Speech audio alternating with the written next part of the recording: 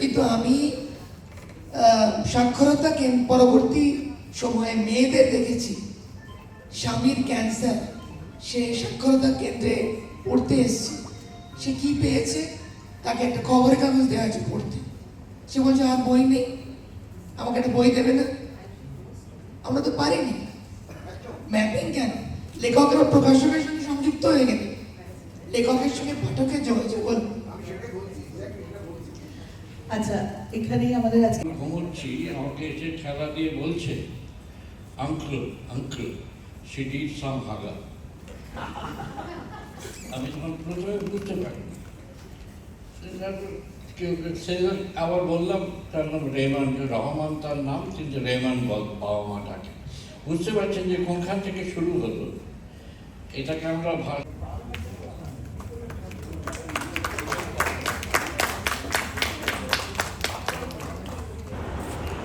ভারতের কলকাতায় অনুষ্ঠিত হচ্ছে পঞ্চম আন্তর্জাতিক বাঙালি সম্মেলন।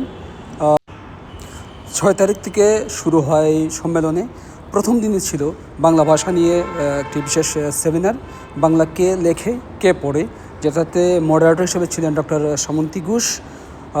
যারা আলোচনায় ছিলেন প্রফেসর পবিত্র ভূষণ সরকার, ছিলেন অনিতা অগ্নিহোত্রী আর ডক্টর নবকুমার বসু।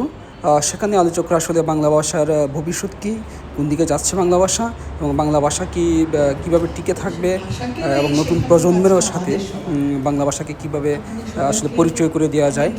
সেখানে যারা উপস্থিত ছিলেন তারাও এই বিষয়ে প্রশ্ন রাখেন আলোচকদের কাছে, এবং আলোচকরা সেই বিষয়ে তার উত্তর দেওয়ার চেষ্টা করেন। কিন্তু আমাদের এই সেশনটা একটু শেষ করতে হবে, মানে আমরা এই আলোচনাটা এখানে নিয়ে আসতে পারি।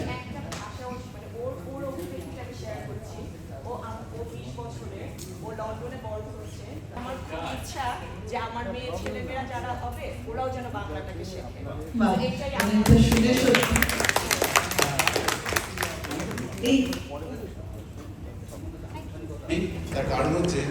বিশ্বের বিভিন্ন দেশ থেকে আসলে সেলিব্রেশন সমবেত হয়েছেন। বাংলা ভাষাভাষী যারা আছেন বিভিন্ন দেশ থেকে এসেছেন এবং তারা সেখানে অংশ নিয়েছেন, এবং শুধু 2-3 দিন ব্যাপী অনুষ্ঠানে বিভিন্ন আয়োজন আছে। চোখ রাখুন আমাদের সাথে, দেখতে পারবেন বিস্তারিত আরও আমরা জানাবো আপনাদেরকে। এবং খুবই জাঁকজমকভাবে আসলে বাংলা ভাষাভাষী মানুষজন এখানে এসে সমবেত হয়েছেন, এবং খুবই ভিন্ন ধর্মী একটি অনুষ্ঠান। একই সাথে বিভিন্ন হলে বিভিন্ন বিষয় নিয়ে কথা হচ্ছে, সেমিনার হচ্ছে, লোকজন সেগুলো শুনছেন এবং তাদের মতামত রাখছেন। মূলত আসলে বাঙালি ভাষাভাষী যারা, এবং বাঙালি ভাষাভাষী শুধু ভারতবর্ষের নয়, বাঙালি ভাষাভাষী যারা বিভিন্ন স্থানে ছড়িয়ে ছিটিয়ে আছেন, তারাও সেখানে এসে উপস্থিত হয়েছে। অত্যন্ত গুরুত্বপূর্ণ একটি পয়েন্ট যেটা অমিতাভ উল্লেখ করেছেন। আমরা বলি বাংলা সাহিত্যের পাঠক, পাঠক আমরা জানি না তো কারা পাঠক, আমাদের কোনো ম্যাপিংই নেই। কোন কোন কারা পাঠক সত্যি সত্যি কোনো ম্যাপিং নেই। তো আজকে যদি আমরা জানি যে বাংলা আগে পড়তো, লাইব্রেরি ছিল, বাড়ির মেয়েরা লাইব্রেরি থেকে বই এনে পড়তো, এখন লাইব্রেরি বন্ধ হয়ে গেছে, লাইব্রেরি অর্ধেক বন্ধ হয়ে গেছে, তাহলে পাঠক কারা?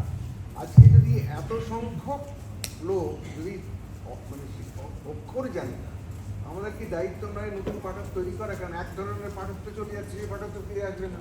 তাহলে নতুন পাঠক যদি না হয় তাহলে বাংলা পড়বে, কেউ তো পড়বে না। অথচ পাশাপাশি দেখাচ্ছে স্ট্যাটিস্টিক্যালি প্রচুর সংখ্যক মানুষ যাদের কোনো শিক্ষা, এই সাহিত্যের সৃষ্টিরও একটা দিক নির্দেশ করা। হ্যাঁ, আমি সেটাই বললাম, কেবল ম্যাপিং